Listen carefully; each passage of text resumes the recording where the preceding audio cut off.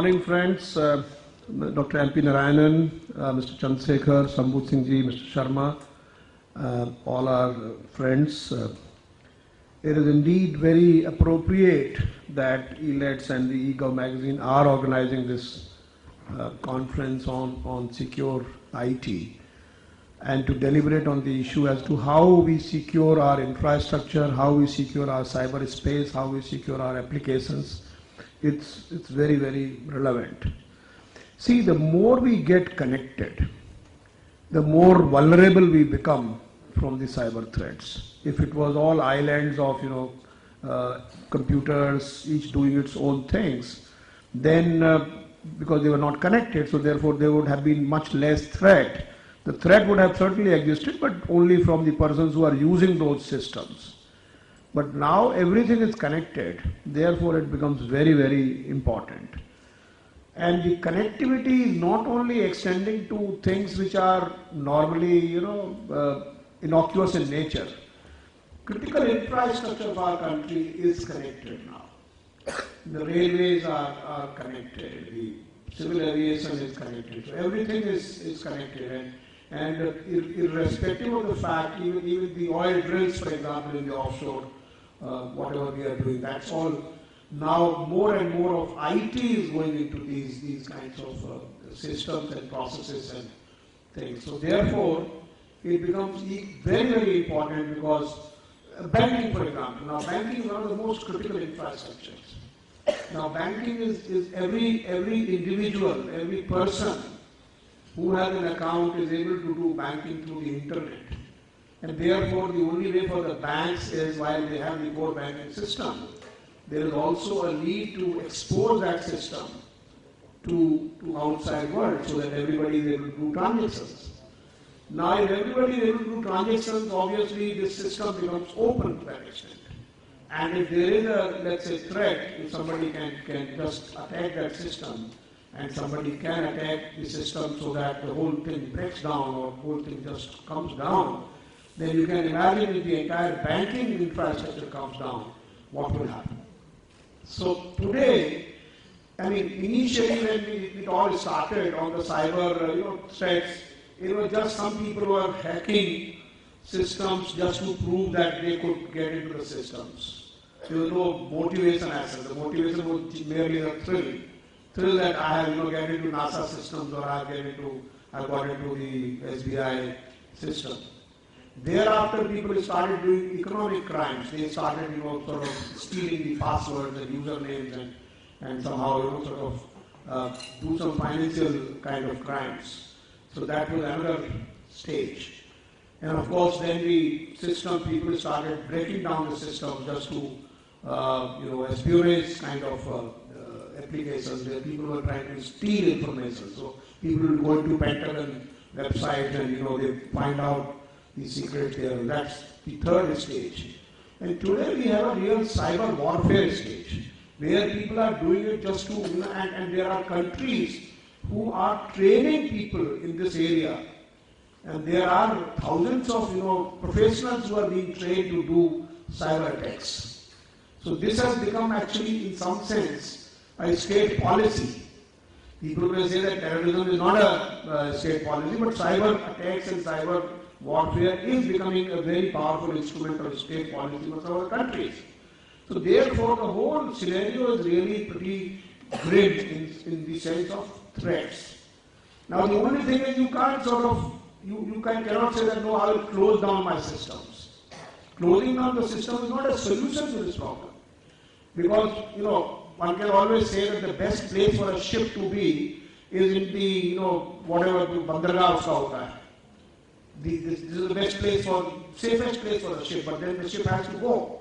And therefore it has to be there and in the sea and has to sort of face all the threats.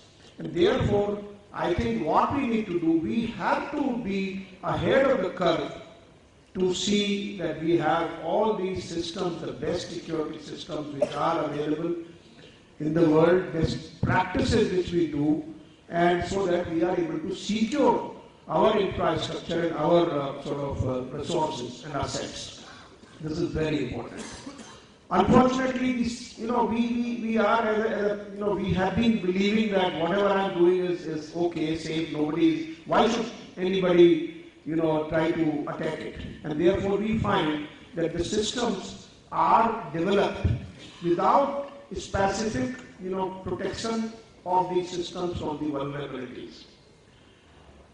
And people say because nobody knows how the systems are developed and therefore it is secure. So we try to, have security through obscurity.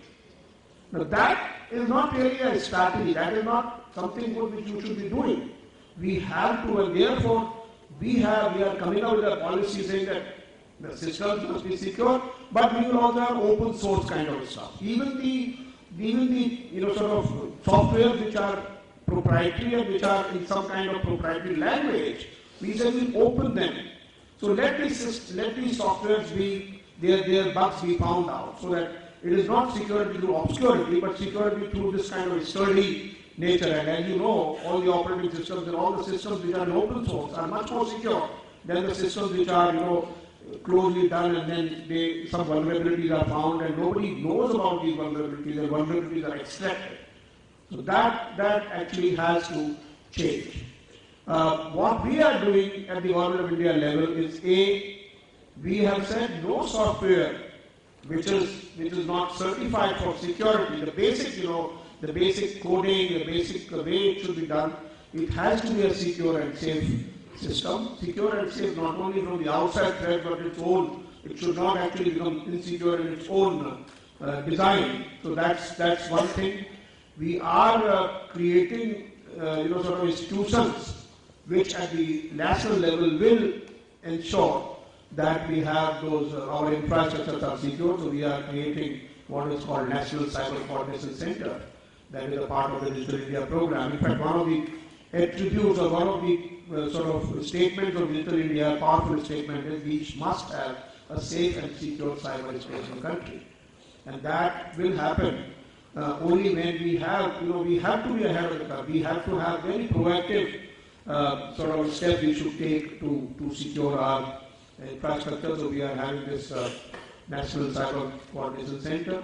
We also are putting up what is called the malware and botnet cleaning systems. So we will run this system against all our critical infrastructure and other systems of the government to say to ensure that they are able to clean the malware and those other kinds of systems. We are going to have a safe and secure email.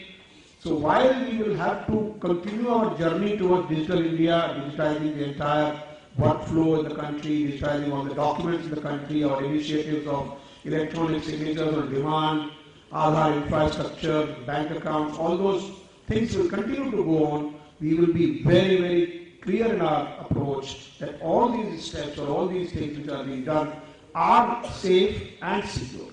So this is very, very important, and we are fully conscious of the need to have security. However, there is a larger need for people becoming aware of this security threats. Unfortunately, the awareness is lacking, and therefore we have a program, Information Security Awareness Program. That program is running, and we are running this program in the schools and institutions where we are giving absolute modules of these courses as to what are the safety measures that one should take to ensure that our country remains safe and secure from the cyber attacks and security threats. We have also, from this perspective, started a program called Secure Your PC. That is a website, the portal, which actually enables you can just plug in your PC, connect the PC, and then this will do a scanning and do threat testing. That is another program which we are doing. The whole idea is, and even all those softwares which are in capacity building of our own people, so that when they write software, they write a safe software, they write a secure software. That's another program. So we are certainly trying to be ahead of the curve, trying to ensure that we have intrudent detection systems, we have intrudent prevention systems, we monitor the network for any unusual activities. So all those, sort of lot of things are going on. Nevertheless, the need to remain ever vigilant, because security is something which cannot be sort of, write a software and it's all prevented. The other day, in fact, the Prime Minister was telling in NASCOM, he emphasized the fact that the cyber security is one of the most important areas which is going to come up in tomorrow's world. And therefore, if somebody could kind of develop some systems which could say that now your systems are safe and you can sleep peacefully, that will be certainly a very ideal situation. But that ideal situation is really difficult to achieve, because the threats are also continuously developing, evolving. And therefore, one cannot have a permanent solution, so to say, for this. But nevertheless, the combination of things, certainly we should work in this area. There are many countries in the world. Israel, for example, has worked hugely in this cyber security area. And I think we need to learn from them. We need to also develop our internal capacities. And I think there should be some courses also, the computer science programs. If I remember, I also did my computer science about 12 years back, not long ago. And I found that the only course which we had was cryptography. So cryptography is only the sort of course which was introduced in the master's program. So now I think there is a need to have much more courses also which should deal with the latest techniques, latest threat kind of things. So there also there is a need. So there is a need to educate the academic world, sort of create new courseware. There is a need to have such conferences which actually deliberate on the issue of cyber security, especially the defense area and the policing area, because these are our critical kind of infrastructures, and there we need to really ensure that we are fully, many times people think that whatever we have done, our old mindsets are also very, very responsible for these kinds of things. In our old mindset, what is the security? Security is, 20 policemen arrayed in one line, that's security. But then we forget electrons don't really look at these policemen. Electrons just move away without even telling anybody as to what they're going to do. And therefore, we have to change that mindset also. We have to be aware. And in fact, one of my professors, he was a security person, and he used to tell me that today there were 180 attacks on the system. And this is, I'm talking about 12 years back. Attacks, intrusion attacks on the system.